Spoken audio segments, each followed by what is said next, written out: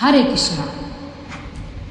संतान की प्राप्ति, संतान का सुख नहीं मिल रहा है। लाखों कोशिश करने के बाद, लाखों उपाय करने के बाद, यहाँ तक कि एक बेटी का भी सुख नहीं मिल रहा है। पुत्र का सुख नहीं मिल रहा, पुत्री का सुख नहीं मिल रहा, यानी संतान का सुख मिल ही नहीं रहा। संतान हो ही नहीं रही। उपाय जानते हैं और हमने देखा है कई घरों में संतान नहीं है, बड़ी उदासी निराशा रहता है। परंतु कोई घर में खुशी नहीं आ रही है, संतान से संबंधित कोई खुशी नहीं आ रही और घर में निमित्त कलेश ऊपर से बन गया। जहाँ संतान सुख मिलता तो कहाँ से मिलेगा। कई घरों में देखते हैं शादी विवाह का 2-4 साल नहीं होता और संतान के लिए बड़ी टेंशन हो जाती है। तो उसमें क्या होता है, माँ टेंशन करती है और सास के ताने, ननद के ताने, समाज के ताने, जेठानी के ताने, देवरानी के ताने। देवरानी के हो गया, अब जेठानी के नहीं हो रहा। अब क्या होता है, जब देवरानी के बच्चा हो गया, रिश्तेदारों में हो गया, पड़ोस में हो गए, अगर नहीं हो रहा बच्चा तो और टेंशन, तो उसके हो गया, उसके हो गया, हमारे नहीं। तो उससे क्या होता है, एक बहुत ही ज़्यादा शरीर में नुकसान होती है। क्यों? वो टेंशन बन जाती है कि उसके हो गया, हमारे नहीं हुआ है। इससे क्या होता है कि बहुत ज़्यादा नुकसानी है। इसीलिए ऐसा कुछ नहीं है,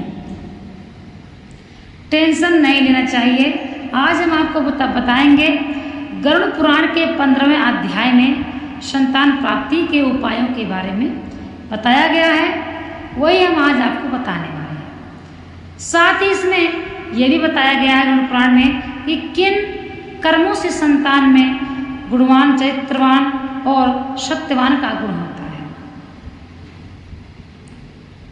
आइए जानते हैं। दुखी ना होया करिए और यदि कोई काम नहीं हो रहा है आपका तो परेशान मत होया करिए, प्रतीक्षा करिए, भगवान से मांगिए। देने वाला वही है और लेने वाला भी वही है।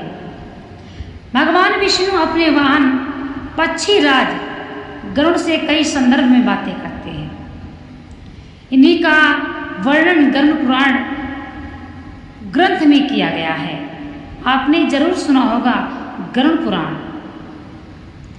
इसमें जन्म और मृत्यु, पुनर्जन्म, स्वर्ग नरक के साथ ही ज्ञान, विज्ञान और नीति नियमों के बारे में बताया गया है।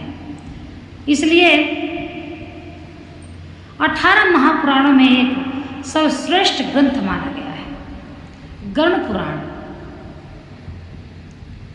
उत्तम संतान की प्राप्ति की इच्छा हर दंपति को होती है,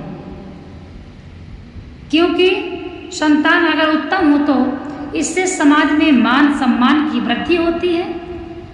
गरुड़ पुराण के 15वें अध्याय में पक्षी राज गरुड़ ने भगवान विष्णु से इसी विषय में प्रश्न करते हैं। क्या कहते हैं? गरुड़ के इस सवाल का जवाब देते हुए भगवान बोले, यह प्रश्न बहुत उत्तम है और हर एक व्यक्ति को इसका ज्ञान जरूर होना चाहिए।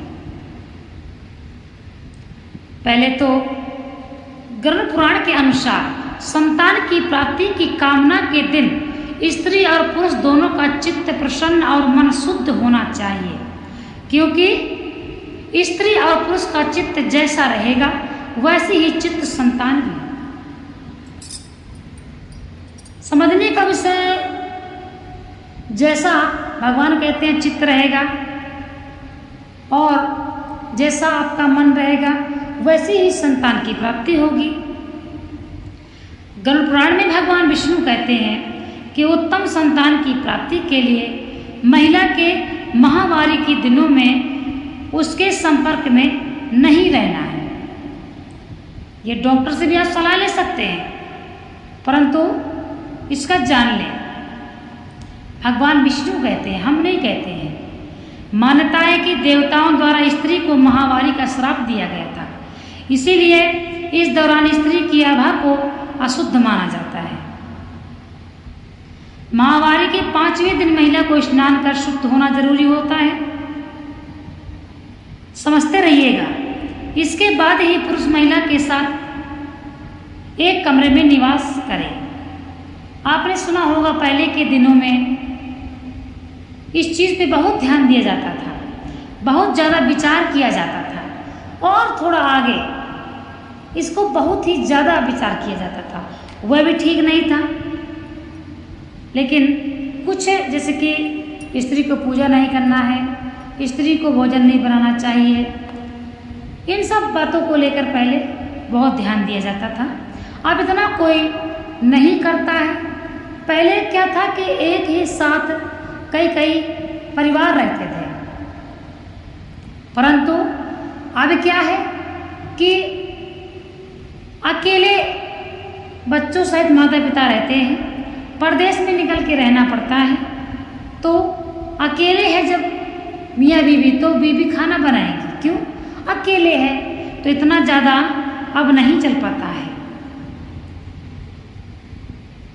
भगवान कहते हैं संतान प्राप्ति के लिए यह समय अनुकूल नहीं होता। महावारी के 7 दिन पश्चात महिला देवताओं और पितरों की पूजा करने योग्य मानी जाती है। इसीलिए उत्तम चरित्र या चरित्रवान संतान के लिए 7वें दिन के बाद ही गर्भाधान के लिए प्रयास करें।